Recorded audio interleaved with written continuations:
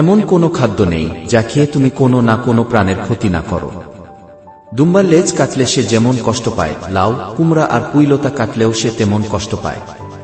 হাঁসের ডিম খেলে যেমন ভ্রূণহত্যাই হয়, পোস্তদানা, মটরশুঁটি, ভিজানো ছোলা, মুগ ডাল প্রভৃতি খেলেও তেমন ভ্রূণহত্যাই হয়, কারণ এসব বীজ মাটিতে বুনেই জীবন্ত গাছ হতো। সুতরাং হিংসা অহিংসার প্রশ্ন এর সঙ্গে না জড়িয়ে জড়ান উচিত উপযোগিতার প্রশ্ন। অখণ্ড সংহিতা, ষষ্ঠ খণ্ড।